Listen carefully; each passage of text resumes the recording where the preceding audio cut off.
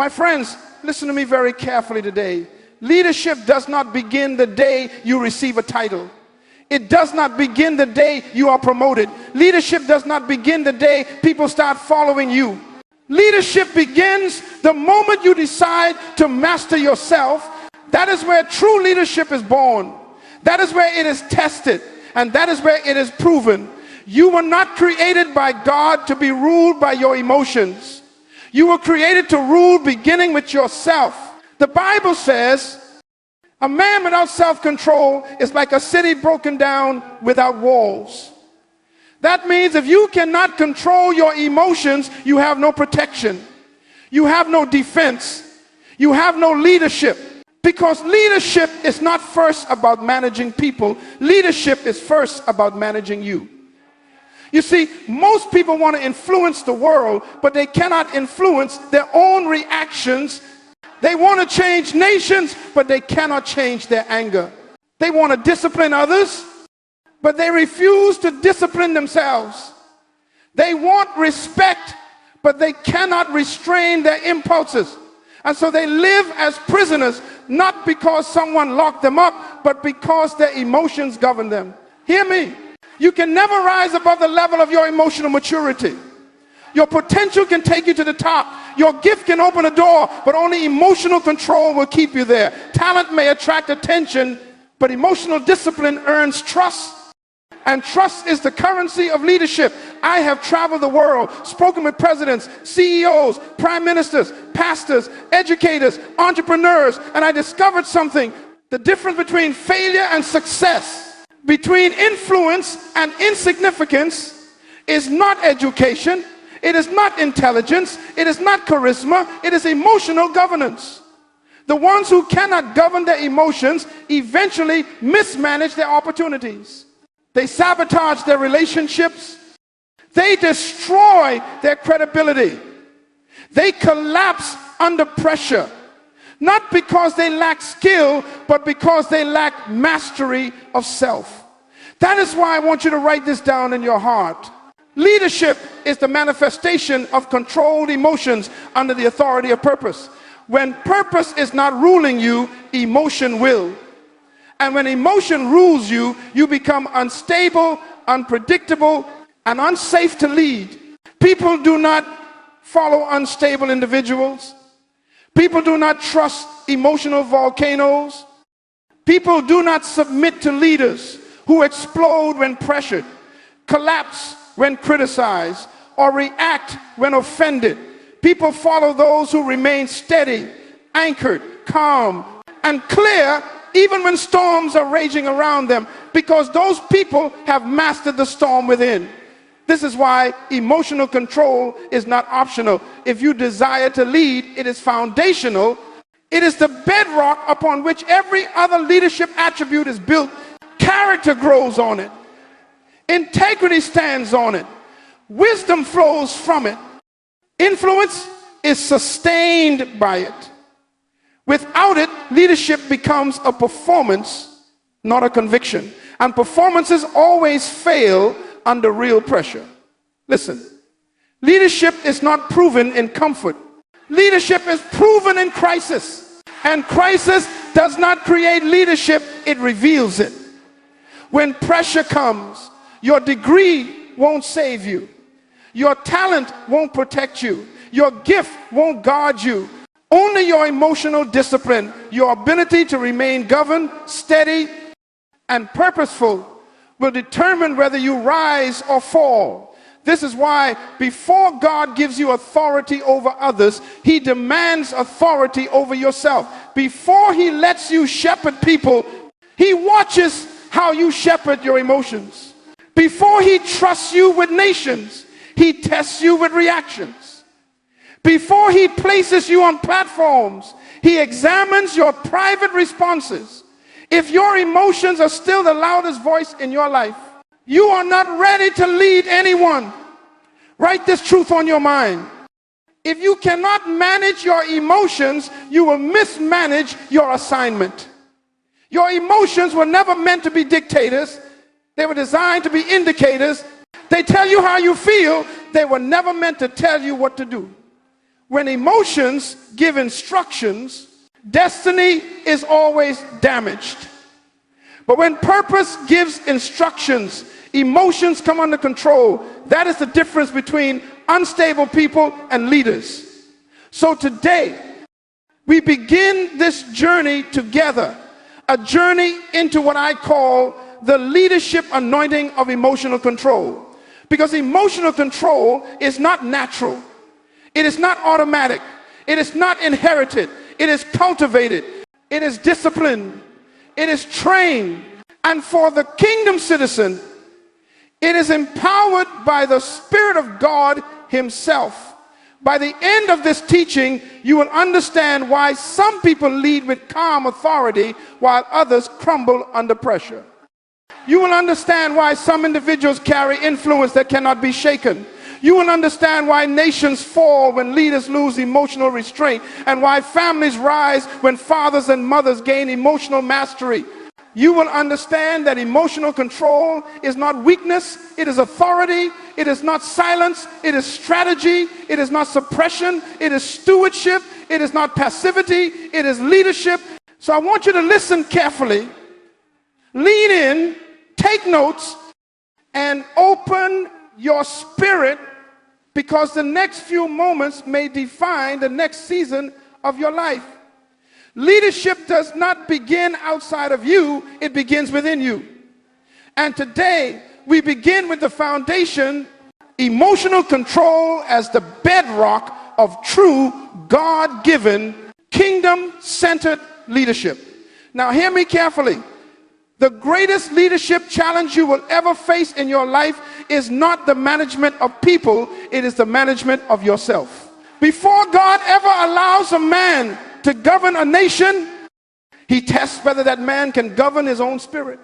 Before He trusts you with a ministry, He examines your personal discipline. Before He gives you followers, He inspects your inner world. It's because leadership is not first the governance of others, it is the governance of you. This is what I call the law of inner government.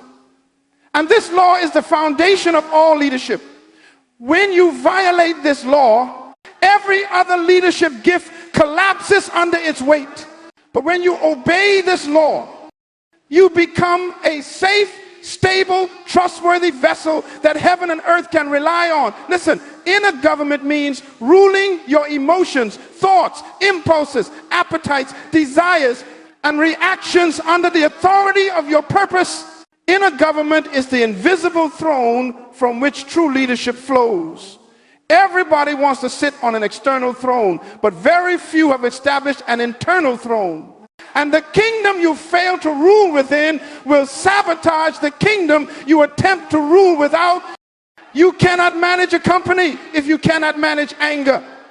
You cannot manage a team if you cannot manage jealousy. You cannot manage responsibilities if you cannot manage your moods. You cannot manage people's trust if you cannot manage your own thoughts. I want you to hear this. The most dangerous leader is an emotionally ungoverned leader, because their instability becomes a public disaster. This is why God's first test for every leader is not ability, but stability. When Joseph was in prison, God wasn't testing his administrative skills, He was testing his emotional discipline. Could he forgive? Could he restrain himself? Could he stay faithful? Could he hold his peace? Could he remain calm when falsely accused? Those tests determined whether he would one day sit on the throne of Egypt. Not intellect, not talent, not charisma, emotional governance. Every leader must learn this truth. You cannot defeat what you refuse to discipline if you refuse to discipline your emotions. Your emotions will discipline your destiny.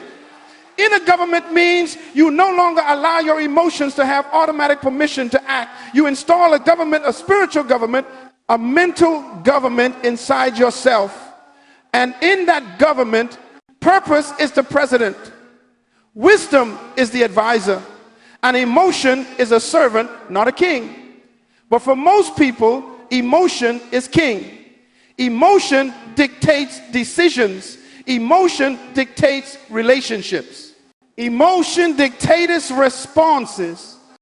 And the result is a life without order, without structure, without progress. A life held hostage by feelings.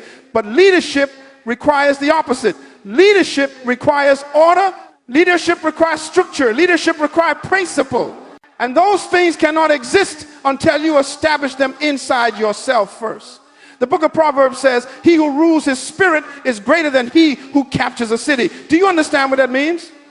It means self-government is greater than public victory. Because if you conquer the world but never conquered yourself, your world will eventually collapse on top of you. History is filled with brilliant men who destroyed themselves not because of their enemies, but because of their emotions. History is filled with gifted leaders who lost empires not because they lacked strategy, but because they lacked self-control. History is filled with talented individuals who fell not from weakness, but from emotional impulsiveness. My friend, hear me. A man who cannot lead himself is unqualified to lead anyone else. Inner government means you become intentional about your internal environment. You regulate your thoughts. You discipline your feelings. You interrogate your impulses. You question your motives. You silence your ego. You challenge your fears. You restrain your anger. You align your emotions with your assignment. And you refuse to let temporary feelings make permanent decisions. Let me give you a leadership truth that can transform your life. Your emotions are passengers, but your purpose must be the driver. When inner government is weak, emotions grab the wheel and they will always drive you into a ditch. When inner government is strong, purpose holds the wheel and emotions take their proper seat in the back. And here is something many people do not understand. Emotional government is not suppression, it is supervision. It is not silence, it is stewardship. It is not denial, it is discernment. A controlled emotion is not a buried emotion, it is an educated emotion instructed by purpose and trained by wisdom. When you master inner government, stress no longer intimidates you. Offense no longer distracts you. Criticism no longer destabilizes you. Pressure no longer manipulates you. Conflict no longer provokes you. And fear no longer paralyzes you. You become a leader people trust not because you are perfect, but because you are predictable. Your team can count on you. Your family can depend on you. Your community can follow you. Because you don't change with your feelings. Your feelings bend to your character. I want you to understand this. Inner government is the birthplace of emotional intelligence, spiritual maturity, and leadership credibility.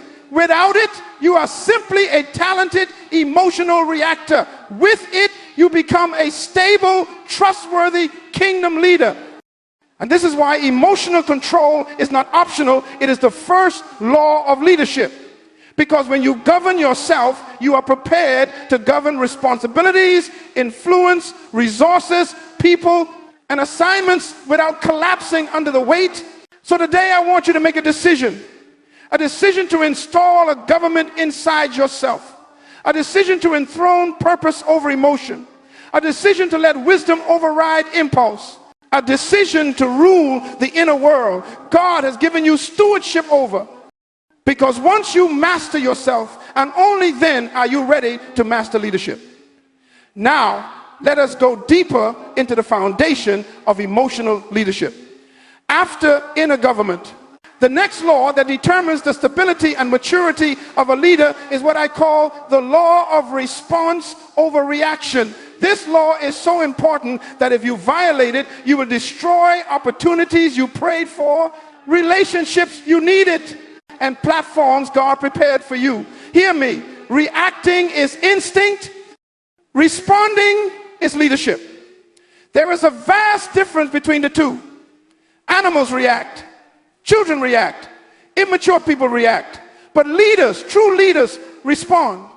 Because reacting is emotional impulse. Responding is emotional intelligence. Reacting is temporary feeling. Responding is permanent principle. Reacting is the fruit of your emotions. Responding is the fruit of your purpose. And the tragedy is this. Most people live their entire lives reacting, not responding. They react to what people say. They react to criticism. They react to pressure. They react to betrayal. They react to offense. They react to inconvenience. They react to fear. And the problem with reacting is that reaction is always immediate, emotional, and expensive. Write this down. Your greatest regrets in life came from reactions, not responses. I guarantee you, every painful mistake you made, every unnecessary conflict you entered, every opportunity you lost, every relationship you damaged, all of them came from a moment when you reacted instead of responding. Because reaction is impulsive. Reaction is flesh-driven. Reaction is unfiltered. Reaction is undisciplined. Reaction is emotional immaturity on display. And the enemy knows this. He doesn't need to destroy you. He only needs to provoke you. Because a provoked leader is a defeated leader. A provoked leader hands over the keys of their authority to the one who provoked them. That is why Jesus never reacted. The Pharisees accused him, but he did not react. The crowd misunderstood him, but he did not react. His disciples abandoned him, but he did not react. Pilate questioned him, but he did not react. Satan tempted him, but he did not react. He always responded calmly, strategically, purposefully, because reaction is from pressure, but response is from purpose. Let me give you a leadership principle that can save your life. The more authority you carry, the slower you must respond. Leaders cannot afford to be reactive. Parents cannot afford to be reactive. Pastors cannot afford to be reactive. Husbands and wives cannot afford to be reactive. Business owners cannot afford to be reactive. When you react, you lose control. When you react, you lose clarity. When you react, you lose influence. When you react, you lose leadership credibility. People follow leaders who are calm under fire, not emotional under pressure. Hear me. The person who can push your emotional buttons controls your life.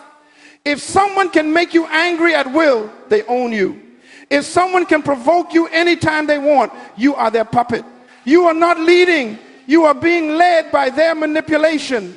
Leadership requires something much higher. The discipline of the pause. The deliberate moment between stimulus and choice. Between emotion and decision. Between feeling and action. That pause is where wisdom speaks.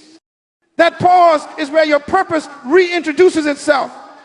That pause is where the Spirit of God whispers clarity. That pause is where emotional reaction is transformed into leadership response. If you learn to pause, you will prevent 90% of the destruction your emotions could cause.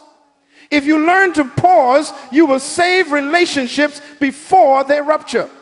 If you learn to pause, you will protect opportunities before they slip away. If you learn to pause, you will stop the enemy from using your emotions as a weapon against your own destiny.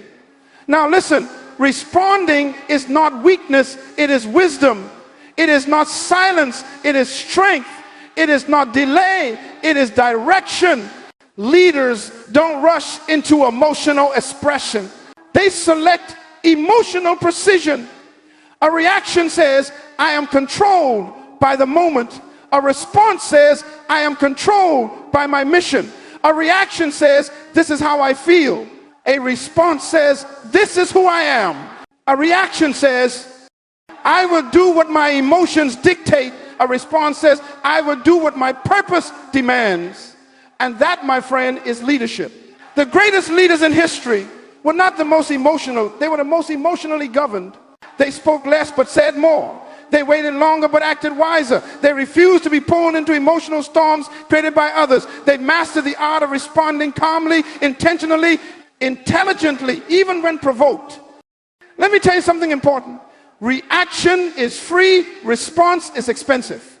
Reaction costs you nothing in the moment, but everything in the future. Response costs you everything in the moment, but builds everything in the future. This is why leadership is not defined by how you act when things go well, but how you respond when things go wrong. Leadership is proven under pressure. Response is proven under fire. And emotional mastery is proven under provocation. So from this day, make a decision. I refuse to react. From now on, I respond. I refuse to be ruled by the moment. I will be ruled by my mission. I refuse to let emotion speak first. Purpose will speak first. I refuse to give people control of my reactions. I am responsible for my responses. I refuse to allow storms around me to create storms within me. Because leadership begins the moment you decide to respond from purpose instead of reacting from emotion. Now, let us go even deeper. Because once you understand the law of inner government, and once you embrace the law of response over reaction, you must then rise into what I call the law of perspective. And this law, my friend, separates common people from leaders. It separates the emotional from the wise. It separates the anxious from the anchored. It separates those who live in reaction from those who live in revelation. Perspective is not what you see. Perspective is the position from which you see. And leaders see life from a higher position. Write this down. Your emotional stability is directly connected to your spiritual altitude. If you live in the valley, everything looks overwhelming. If you live on the mountain, everything looks manageable. The valley magnifies problems. The mountain reveals solutions. The valley exaggerates emotions. The mountain aligns emotions. The valley feeds panic. The mountain produces clarity. This is why leaders must not think from the ground. Leaders must see from the mountain. Leaders must rise above the moment, above the pressure, above the offense, above the crisis, above the confusion, and look from the elevation of purpose. Hear me. Emotion sees the moment. Leadership sees the mission. Emotion sees the attack. Leadership sees the assignment. Emotion sees the inconvenience. Leadership sees the investment. Emotion sees the obstacle. Leadership sees the opportunity. Emotion sees the storm. Leadership sees the season. Perspective determines emotional control. You are not emotional because your situation is big. You are emotional because your perspective is small. You are not overwhelmed because the problem is impossible. You are overwhelmed because you are evaluating it from the wrong altitude. A bird cannot fly if it sees like a worm. A leader cannot lead if they see like a follower. Perspective transforms the same situation into a different experience. Two people can face the same crisis. One panics, the other plans. One reacts, the other responds. One collapses, the other adjusts. One is ruled by emotion, the other is ruled by vision. The difference is not the crisis, the difference is perspective. Let me tell you something vital. When you change how you see, you change how you feel. And when you change how you feel, you change how you behave. And when you change how you behave, you change the outcome. Everything begins with perspective.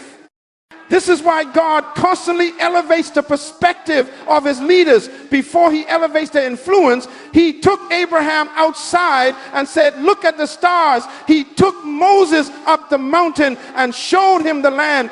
He took Elijah to the quiet place and whispered purpose. He took John to the heavens and revealed revelation. God always raises sight before he raises assignment.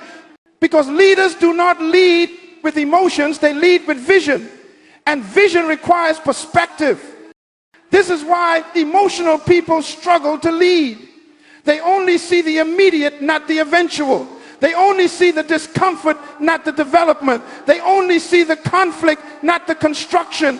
They only see the pain, not the purpose. But leaders understand something deeper. What you see determines what you feel. And what you feel determines what you choose. And what you choose determines what you become. So if you want emotional authority, you must elevate your perspective. You must train your mind to see beyond the offense, to see beyond the insult, to see beyond the pressure, to see beyond the crisis, to see beyond the temporary storm, to see beyond the immediate inconvenience. Let me give you a powerful leadership truth. Emotion makes decisions based on today. Leadership makes decisions based on tomorrow. Emotion says, this hurts. Leadership says, this prepares me. Emotion says, I'm frustrated. Leadership says, I'm being formed. Emotion says, this is the end. Leadership says, this is instruction. Emotion says, why is this happening to me? Leadership says, what is this teaching me? And hear this clearly. Perspective is the difference between emotional collapse and emotional control. When you see from the mountain, fear loses power. When you see from the mountain, conflict loses control. When you see from the mountain, offense loses influence. When you see from the mountain, pressure loses its threat. When you see from the mountain, emotions submit to wisdom. This is why leaders rise before they react. They rise above the moment. They elevate their thinking. They step into the future mentally before they act physically. They look at difficulty through the lens of destiny. Perspective gives meaning to your emotions. Without perspective, emotions mislead you. With perspective, emotions assist you. Hear this. Perspective is emotional intelligence in prophetic form. It allows you to see from the viewpoint of purpose. It allows you to interpret life from the vantage point of vision. It allows you to respond from wisdom instead of reacting from weakness.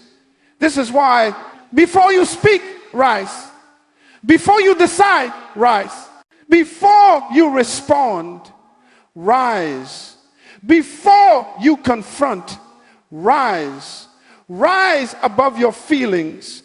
Rise above your fears. Rise above your frustration. Rise above the moment and speak from the mountain, not from the valley. Because when a leader sees correctly, they feel correctly. And when a leader feels correctly, they lead correctly. Perspective is the leadership filter that produces emotional clarity. It is the mountain from which true leaders see the world. Now, we come to one of the most difficult, demanding, but absolutely essential laws of emotional leadership. The law of self-discipline. If you hear nothing else I teach today, hear this. You cannot lead anything until you can lead yourself. Leadership is not first about managing people. It is about mastering yourself. Because your greatest battlefield is not the economy, not the culture, not your enemies, not your critics. It is you. You are your own most dangerous adversary. You are your own greatest threat, and you are your own greatest potential. This is why the most powerful leaders in history were not praised for their charisma, but for their discipline. Emotional control is impossible without discipline. Vision is impossible without discipline. Purpose is impossible without discipline. Destiny is impossible without discipline. Write this down. Discipline is the decision to constrain yourself for the sake of your calling. You cannot do what everyone else is doing. You cannot speak the way everyone else speaks. You cannot react the way others react. You cannot behave the way others behave. Why? Because your future is too important. Your assignment is too valuable. Your influence is too significant. And your destiny is too costly. Leadership demands restriction. Greatness requires limitation. Success requires structure. Purpose requires self-control. And people who refuse to discipline themselves end up being disciplined by life, by consequences, by regret, and by wasted years. But people who discipline themselves become unstoppable. Let me give you a revelation. The undisciplined life is an emotionally unstable life.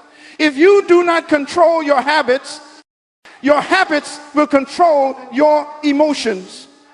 If you do not control your appetites will control your decisions.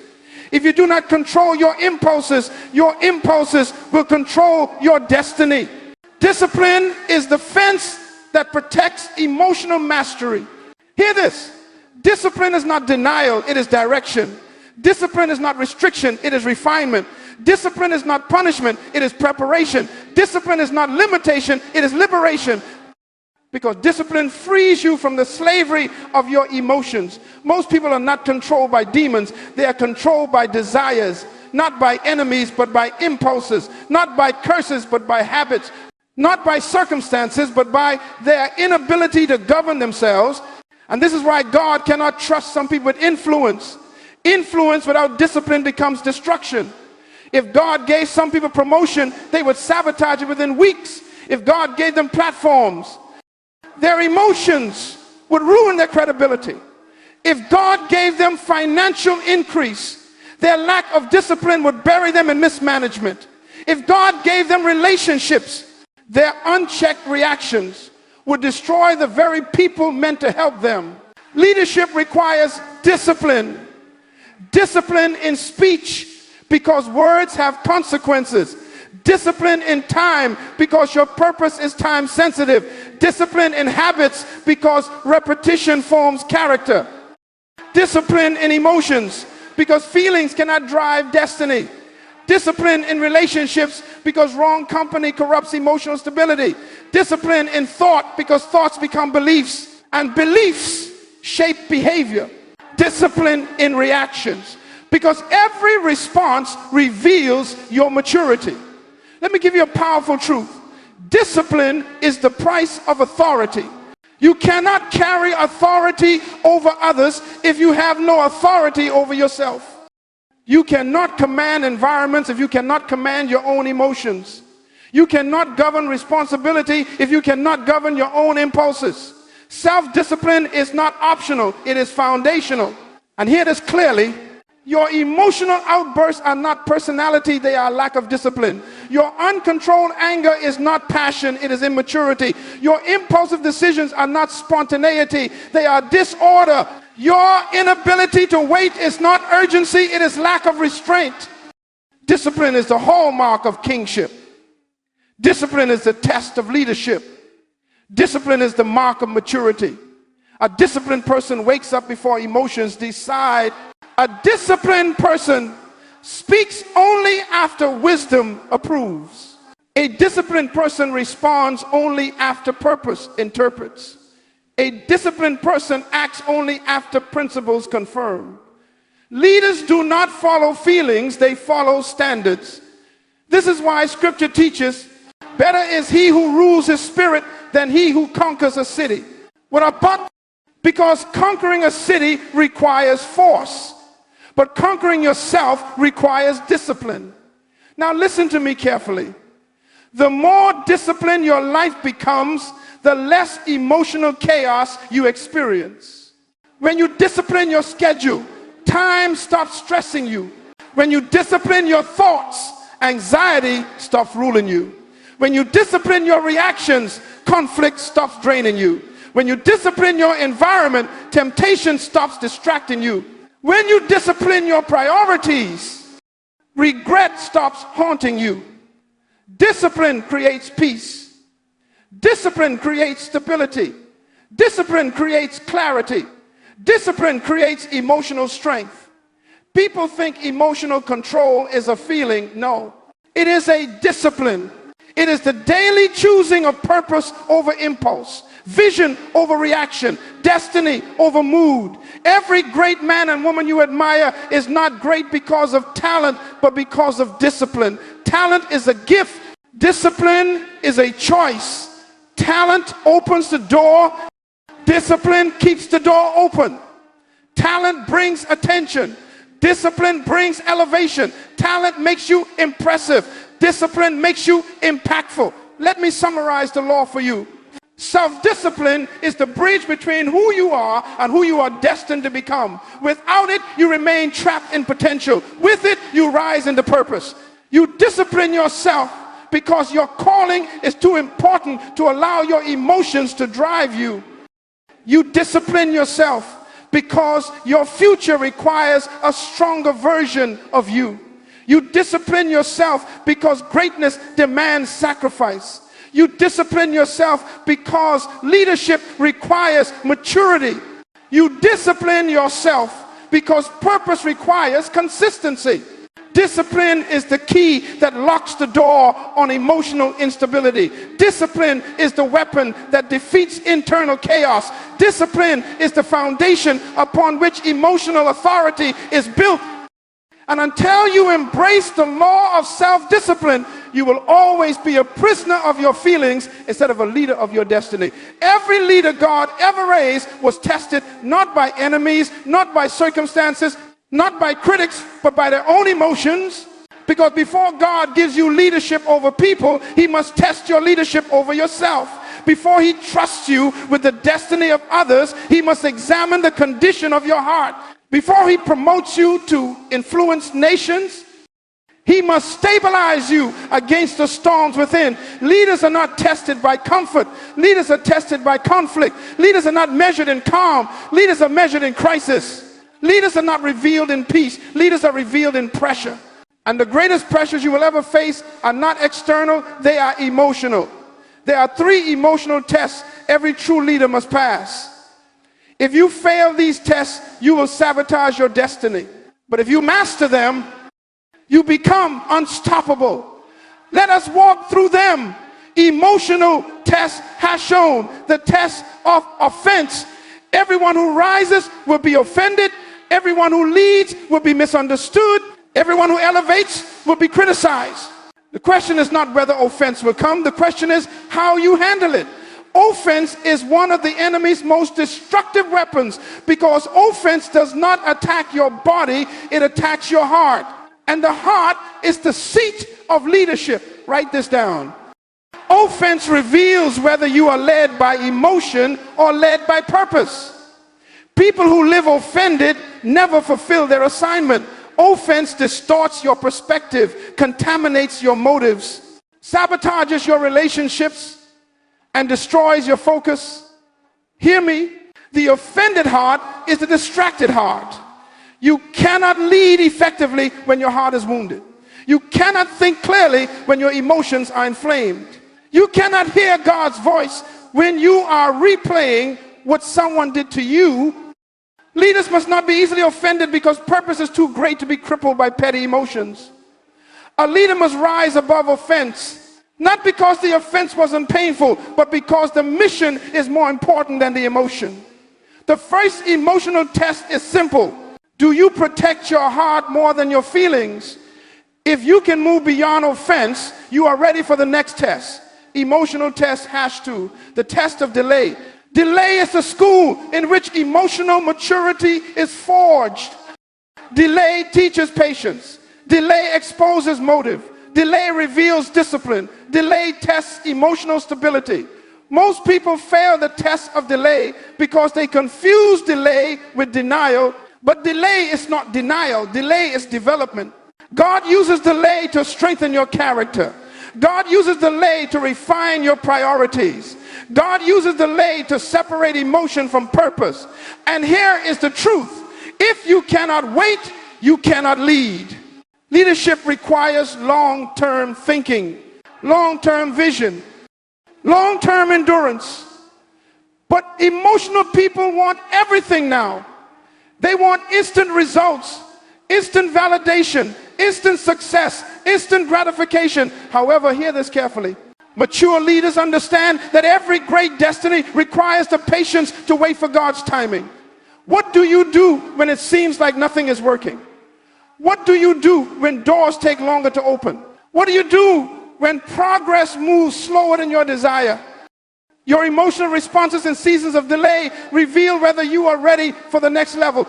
Delay exposes impulsiveness. Delay strengthens endurance. Delay humbles pride. Delay produces wisdom. If you can remain stable in delay, if you can remain focused without seeing results, if you can remain purpose-driven while waiting, then you are ready for the next test. Emotional test #3, the test of provocation. This is the most dangerous test of all, because provocation is the enemy's attempt to pull you out of character. It is the moment when someone deliberately tries to push you beyond your limits. It is when situations deliberately demand a reaction from you. If offense hurts the heart, if delay stretches the heart, provocation exposes the heart. And hear me, any area where you are easily provoked is an area where you are not yet a leader. A leader who can be provoked at will is a leader with no control, and a leader who can be pulled into emotional chaos is a leader not yet entrusted with long-term influence. A leader who loses their composure, loses their credibility. Provocation is the test that asks, can you stay calm when others are losing control? Can you stay wise when others are irrational? Can you stay grounded when emotions erupt around you? This is Jesus standing silent before his accusers. This is Moses learning not to strike the rock in anger. This is David refusing to kill Saul even when provoked. This is Nehemiah ignoring the mockery of his enemies. This is Daniel unmoved by political manipulation. Provocation is not about the situation. It is about your stability. It is not about the pressure. It is about your posture. It is not about the insult. It is about your identity. A leader who is not easily provoked becomes a dangerous force because people cannot manipulate them. Circumstances cannot control them. Enemies cannot intimidate them. Emotion cannot move them. And here's the truth of leadership. Your authority grows every time you refuse to be provoked. The enemy wants you emotional because emotional people are predictable. But when you pass the test of provocation, you enter a realm of spiritual and emotional authority where you cannot be manipulated by people, pressured by circumstances, or destabilized by conflict. Summary of the three tests. Offense tests your heart. Delay tests your patience. Provocation tests your stability. If you master your emotions in these three areas, you become a leader ready for influence, ready for responsibility, and ready for destiny, because God promotes not the gifted, not the talented, not the charismatic, but the emotionally stable. These three tests determine whether you can carry greatness without being destroyed by greatness, whether you can lead people without being manipulated by people, whether you can rise to purpose without falling to emotion. A leader who passes these tests becomes truly unshakable. Now we come to one of the most powerful emotional principles in leadership, the law of detachment. This law is misunderstood by many because it sounds cold, uncaring, or distant, but it is none of those things. It is not the detachment of the heart, it is the detachment of identity. It is not detachment from people, it is detachment from dependence.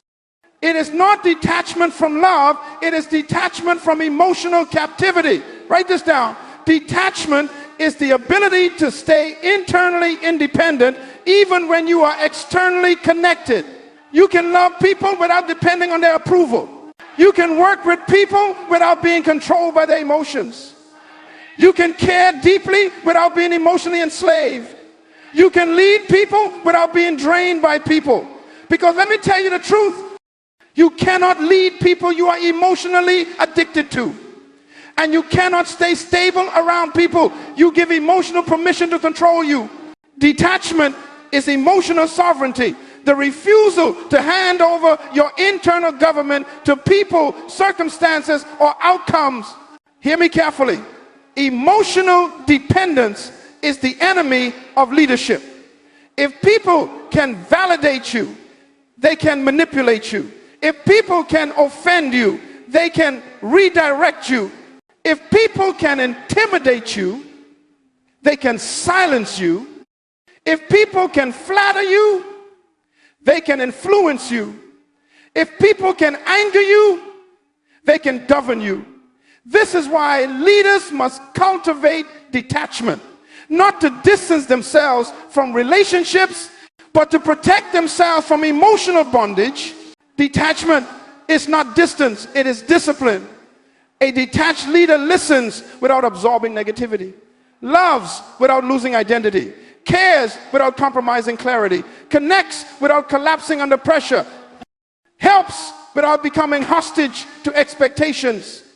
Most people become emotionally exhausted not because they love too much, but because they attach too tightly. They take responsibility for everyone else's feelings. They absorb everyone else's conflicts. They internalize everyone else's reactions. They personalize everyone else's behavior until they are emotionally depleted. Detachment breaks that bondage. Detachment begins with identity. You cannot detach from people until you attach to purpose. You cannot detach from emotion until you attach to vision. You cannot detach from pressure until you attach to principle. A leader who knows who they are cannot be emotionally hijacked. A leader who knows their assignment cannot be emotionally distracted. A leader who knows their value cannot be emotionally manipulated. Identity is the anchor of detachment. Jesus demonstrated this perfectly. He loved people deeply, but was never controlled by people. He healed multitudes, but was not moved by applause. He rebuked Pharisees, but was not destabilized by criticism. He served his disciples, but was not dependent on their loyalty. Even when they abandoned him, he stayed aligned to purpose. Even when Judas betrayed him, he remained emotionally steady. Even when Peter denied him, he did not collapse internally. Why? Because his emotional foundation was identity, not dependency. Detachment protects you from emotional manipulation. Let me explain something important. Wherever there is emotional attachment without emotional discipline, there will be emotional control. People may not intend to manipulate you, but uncontrolled attachment gives away your power. If someone's opinion can devastate you, you are attached. If someone's silence can unsettle you, you are attached. If someone's mood can shake you, you are attached. If someone's approval determines your confidence, you are attached. If someone's rejection defines your value, you are attached. A leader must remain emotionally independent from the behavior of others, not disconnected, independent, not withdrawn, grounded, not cold-centered, not distant, disciplined. Detachment simply means this: you govern how you feel, not them. Detachment creates emotional clarity. When you are overly attached to approval, you fear correction. When you are overly attached to outcomes, you fear risk. When you are overly attached to relationships, you fear boundaries. When you are overly attached to success, you fear failure. But when detachment enters your spirit, clarity enters your decisions. Detachment allows you to say no without guilt, walk away without fear, confront without trembling, lead without needing applause, correct without losing compassion, serve without becoming a slave, help without becoming hostage to expectations, love people without losing yourself in people. Detachment gives you the emotional freedom to lead from principle instead of pressure. Detachment strengthens emotional resilience. When you detach emotionally, you stop overreacting. You stop overthinking. You stop overfeeling. You stop carrying burdens that do not belong to you. Because the emotionally attached person absorbs everything, but the emotionally detached leader evaluates everything. Let me give you a leadership key. Detachment helps you interpret situations, not internalize them. You don't take things personally. You don't react impulsively. You don't misread conflict. You don't magnify offense. You don't collapse under pressure. Instead, you remain steady, unmoved, balanced, clear, wise. Detachment is the difference between reacting emotionally and responding purposefully. Detachment is required for destiny. God will not elevate you until you detach from emotional dependencies that could destroy your assignment.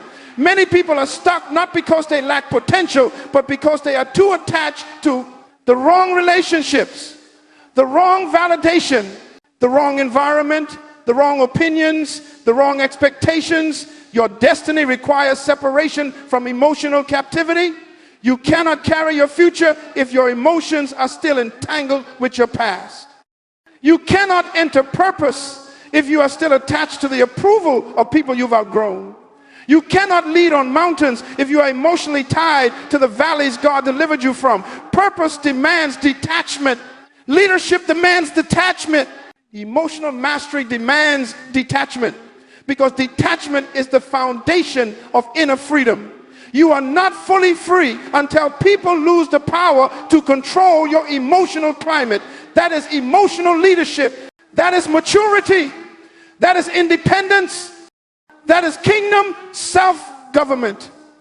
Now we come to a law so powerful that if you understand it, you will never again see your emotions as weaknesses. You will see them as energy, as resources, as raw material for greatness. I call it the law of emotional transmutation, the ability to convert emotions into fuel for purpose. Hear me carefully. Your emotions were never meant to control you. They were designed to empower you. Anger, fear, disappointment, frustration, passion, grief. None of these emotions were given to sabotage your destiny.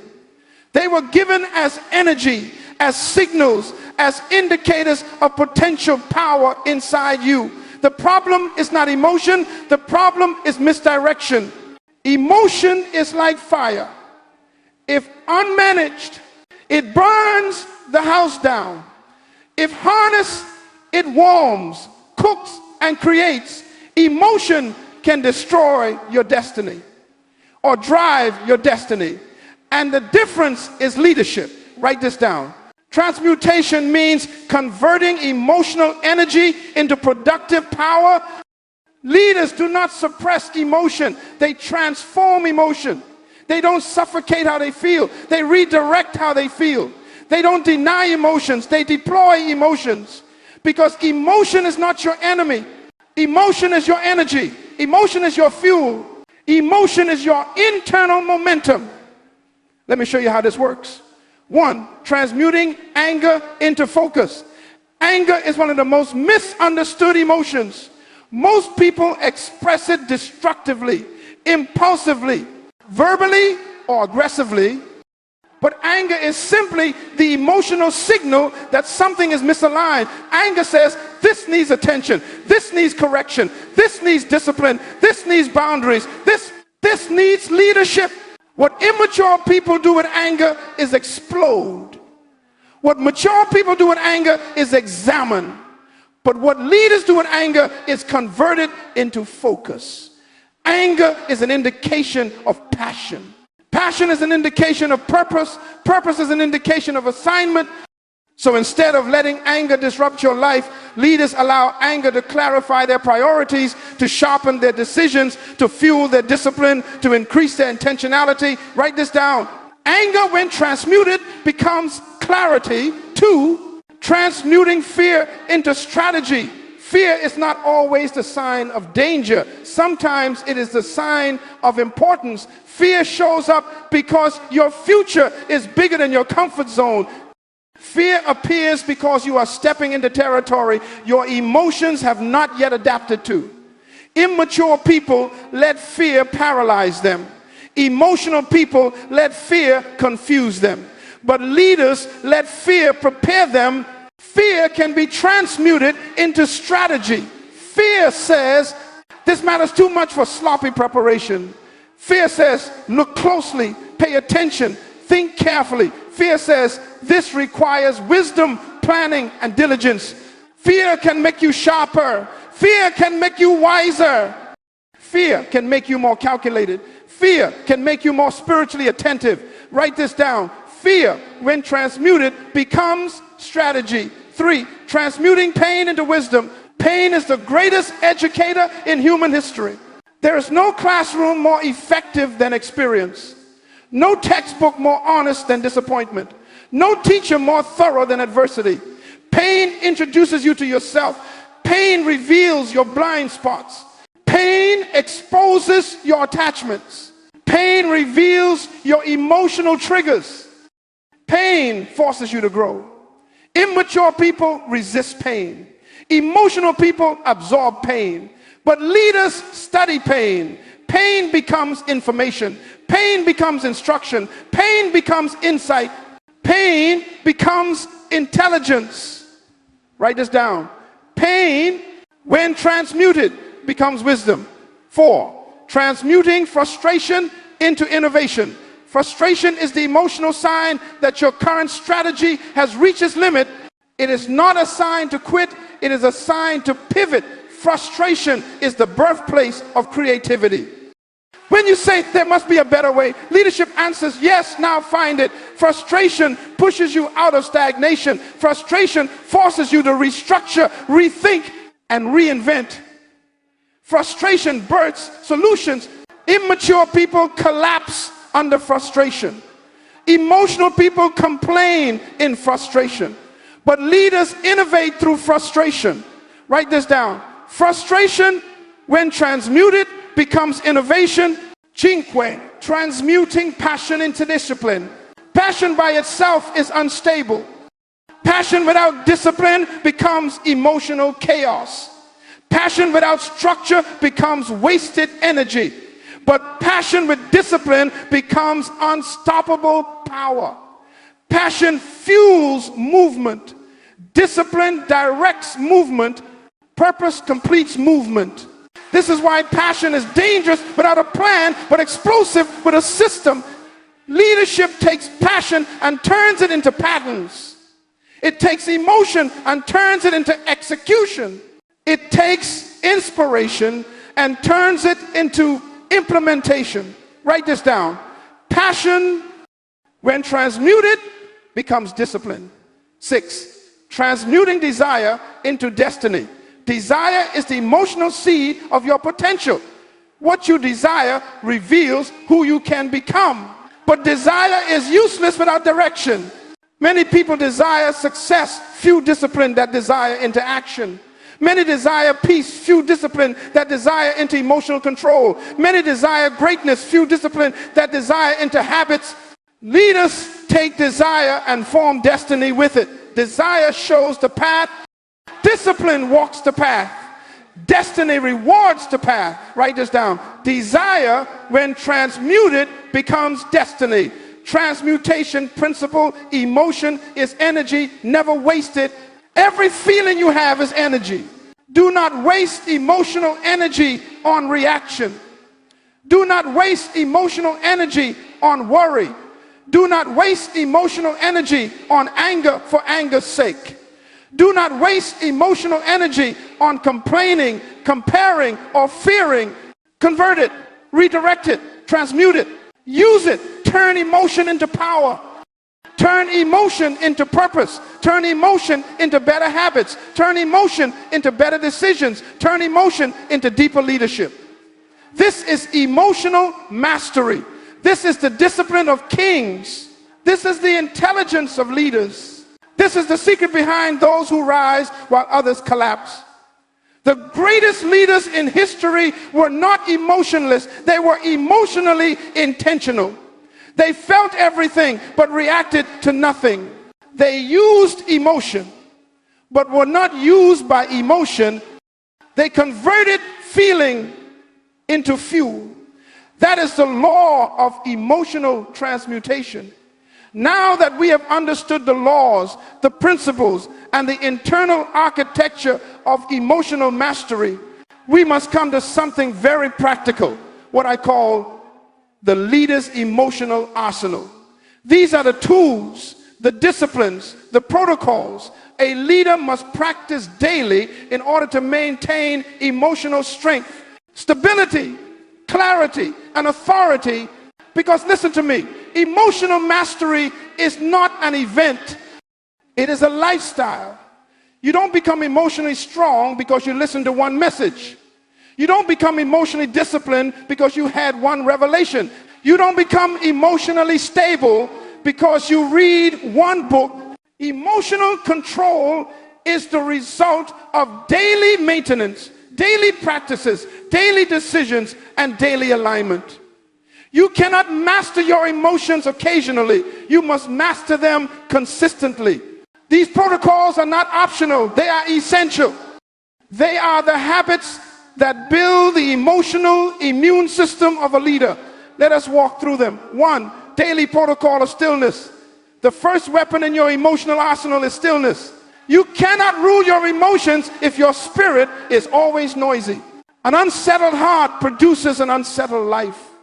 Every leader needs a moment each day when the world stops and the spirit listens. Stillness is where clarity is born. Stillness is where anxiety is corrected. Stillness is where identity is reinforced. Stillness is where purpose speaks. Stillness is where emotions bow to wisdom. If you neglect stillness, you will be led by impulse. If you embrace stillness, you will be led by insight.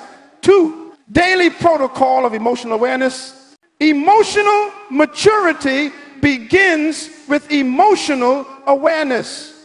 If you cannot identify what you feel, you cannot control what you feel. Awareness asks, what am I feeling? Why am I feeling it? What triggered it?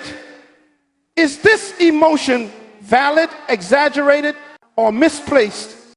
What principle should govern my response? Leaders do not let emotions run wild in the shadows. They interrogate emotions. They study emotions. They interpret emotions. Because every emotion is a message, and every message requires a wise interpreter. Write this down. Emotion unexamined becomes emotion unrestrained. 3, daily protocol of predecisions. Leaders do not wait for emotions to rise before deciding how to behave. They make pre-decisions. A pre-decision is a covenant with your future self. It is the decision you make today that will protect you tomorrow. You decide before the emotion appears. I will not argue emotionally. I will not respond while angry.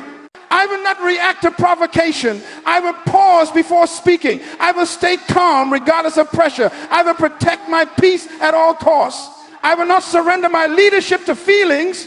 If you do not make pre-decisions, emotions will make decisions for you.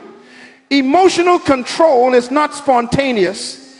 It is premeditated. 4, daily protocol of boundaries.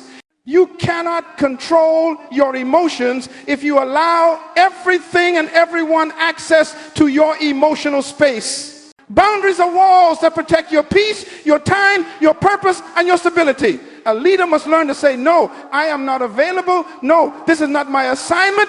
No, I will not enter this conflict.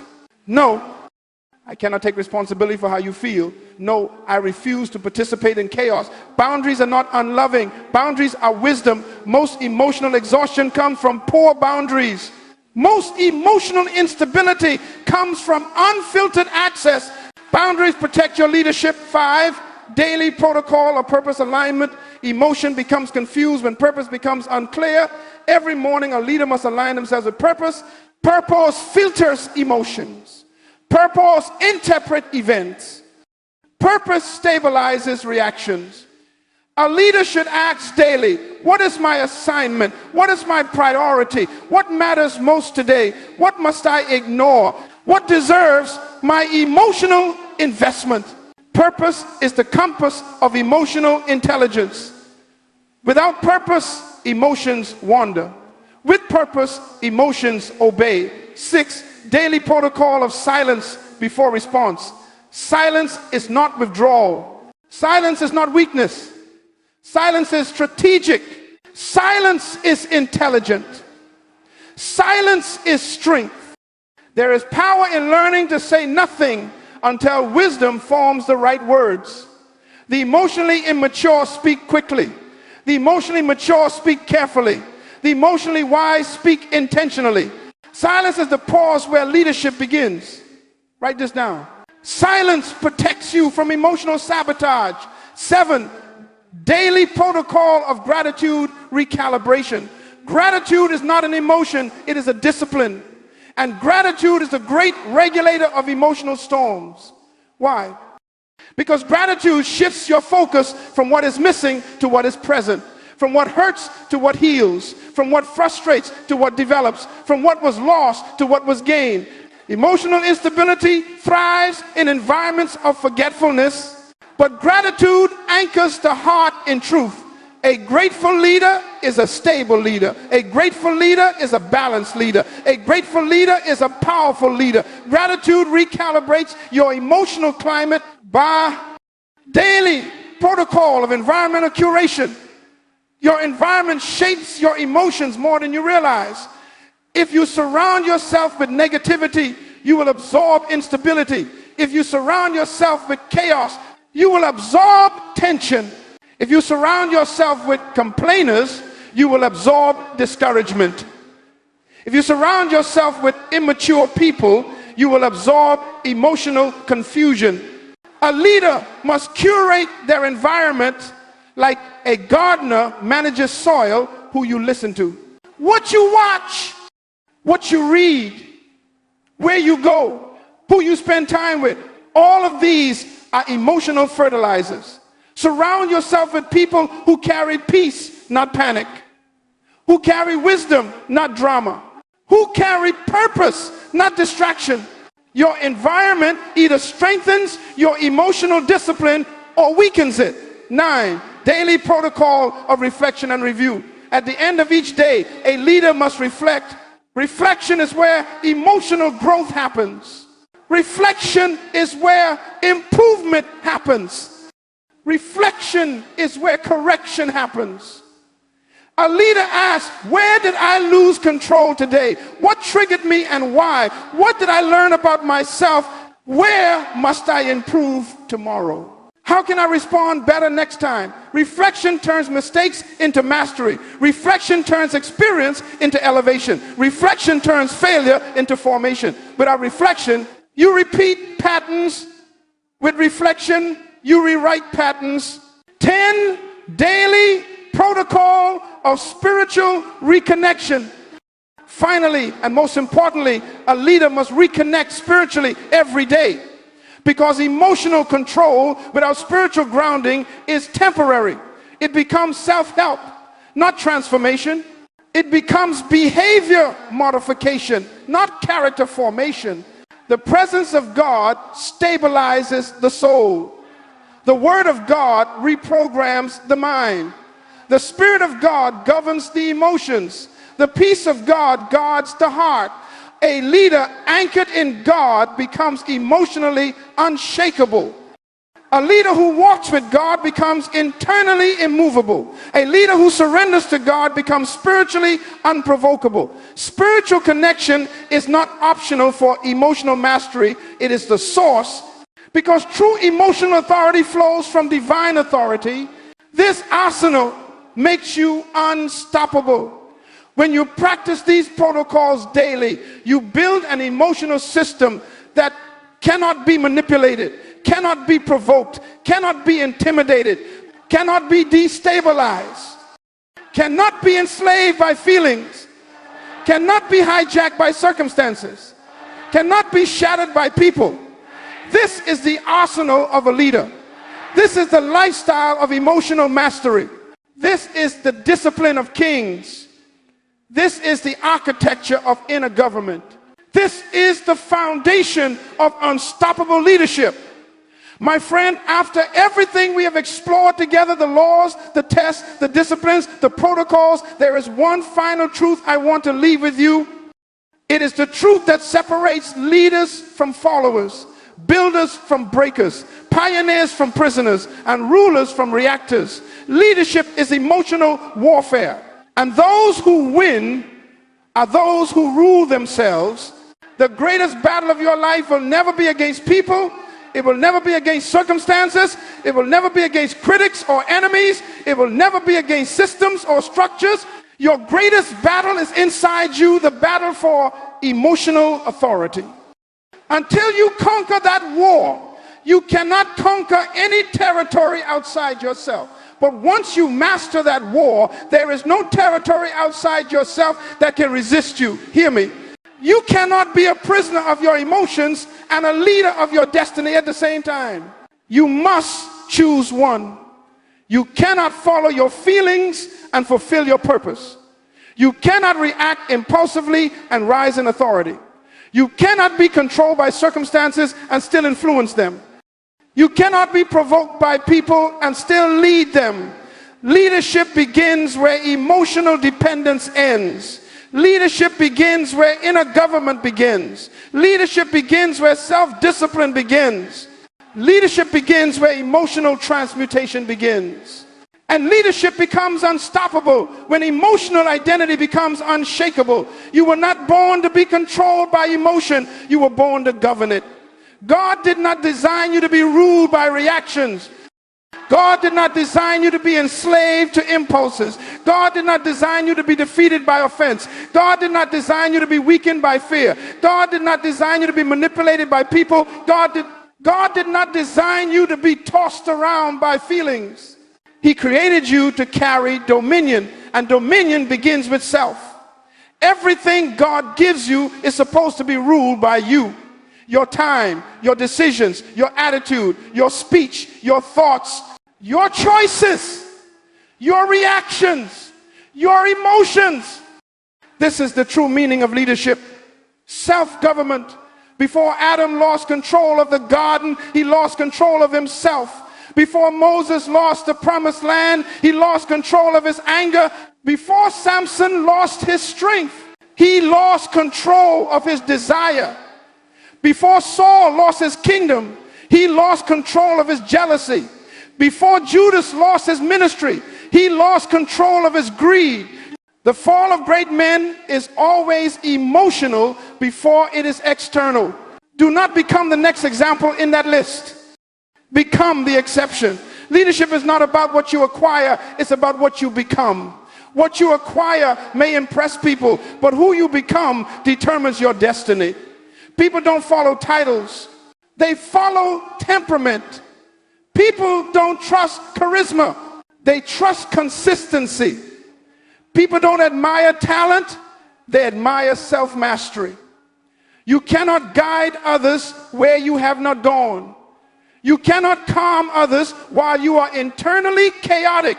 You cannot inspire others if you are emotionally unstable. You cannot influence others if your reactions betray your intentions. True leadership is the manifestation of emotional maturity, emotional clarity, emotional intelligence, and emotional authority.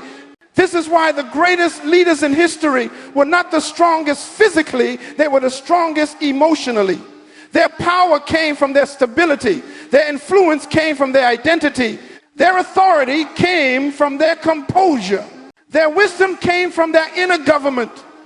They were unshakable internally, so nothing outside could shake them. You are becoming that leader right now by embracing these laws, by passing these tests, by living these protocols, by mastering your inner world.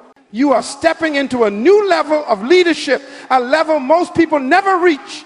You are becoming emotionally unshakable, calm under pressure, clear under provocation, stable under conflict, wise under stress, purposeful under attack, centered under temptation, composed under chaos. You are becoming a leader whose emotions serve your destiny, not sabotage it. A leader whose reactions are governed by vision, not by feelings. A leader whose heart is anchored in identity, not insecurity. A leader whose mind is aligned with purpose, not panic. A leader whose decisions come from wisdom, not impulse. This is the kind of leader the world is starving for. This is the kind of leader your family needs. This is the kind of leader your generation deserves. This is the kind of leader God intended you to be. The emotionally unshakable leader leaves a legacy that cannot be erased. Such a leader does not merely succeed. They transform, they uplift, they strengthen, they build, they inspire, they empower, they change the atmosphere wherever they go. An emotionally unshakable leader becomes a refuge in crisis, a pillar in uncertainty, a compass in confusion, and a stabilizing force in turbulent times. That is who you are becoming. That is who you must be. That is who you were born to be. Your assignment begins now. Not tomorrow, not next month, not after you feel ready, not after life gets easier. Emotional mastery begins the moment you decide to rule your inner world. Make the decision today. Make the commitment today. Make the covenant today. Say within yourself, I will no longer be ruled by feelings. I will no longer be manipulated by emotions. I will no longer surrender my peace to people. I will no longer allow offense to shape my future. I will no longer let fear guide my decisions. I will rise in emotional authority. I will lead myself. I will govern myself. I will master myself. I will become the leader I was born to be. If you make that decision today, your life will begin to rise slowly, consistently, unavoidably into the greatness God placed within you. Because emotional mastery is not the end of leadership. It is the beginning. The world is waiting for you. Your generation is waiting for you. Your assignment is waiting for you. Your destiny is waiting for you. Rise and become the emotionally unshakable leader you were designed to be.